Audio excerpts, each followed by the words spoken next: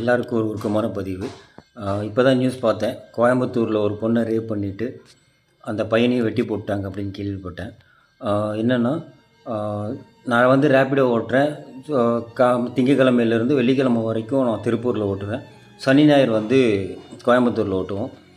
இப்போ என்னென்னா, இந்த சம்பவம் வந்து கரெக்டாக ஒரு 11:30 மணிக்கு நடந்திருக்கு. ஸோ 11 மணி வரைக்கும் நாங்கள் அதுக்குள்ளே தான் சுற்றிட்டு இருந்தோம். ஒரு சின்ன மனசு உறுத்துச்சு. என்னென்னா, ஒரு ½ அன் ஹவர் சித்ரா ஏர்போர்ட்டுக்கிட்ட தான் நாங்கள் இருந்தோம். கரெக்டாக ஒரு 11:15க்கு இன்னொரு ரைடு அடிச்சது. அப்படியே ராமநாதபுரம் அந்த சைடு போயிட்டோம். ஒரு 1/4 மணி நேரமோ ஒரு ½ அன் ஹவரோ நாங்கள் அங்கே இருந்திருந்தோன்னா கண்டிப்பாக எங்களால் ஏதாவது ஹெல்ப் பண்ண முடிஞ்சிருக்கும். அவங்களுக்கு இந்த மாதிரி ஆயிருக்காதுங்கிறது ஒரு மனசாட்சி கொஞ்சம் உறுத்துச்சு. ஸோ அதனால தான் நான் இந்த வீடியோ போட்டேன். ஸோ நம்ம வீட்டு பெண்கள் எல்லாத்துக்குமே ஒரு அவேர்னஸ் என்னென்னா, அன்டைமில் சேஃபாக இருங்க. அன்டைமில் வெளியே போகாதீங்க.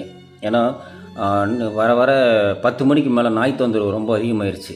அதாவது தெரு நாயாக இருந்தால் பரவாயில்ல, வெறி நாய் தொந்தரவெல்லாம் ரொம்ப அதிகமாகிருச்சு. அதனால் நீங்கள் சேஃபாக இருங்க. யாரையும் குத்தம் சொல்லி எந்த ஒரு யூஸும் இல்லை. ஸோ அதனால் அன்டைமில் சேஃபாக இருங்க. இல்லாட்டினா அன்டைமில் எங்கேயும் வெளியே போக வேண்டாம். ஓகேவா? ஸோ இது ஒரு பிரதராக நான் உங்களுக்கு சொல்கிறேன். சேஃபாக இருந்துக்குங்க. தேங்க்யூ.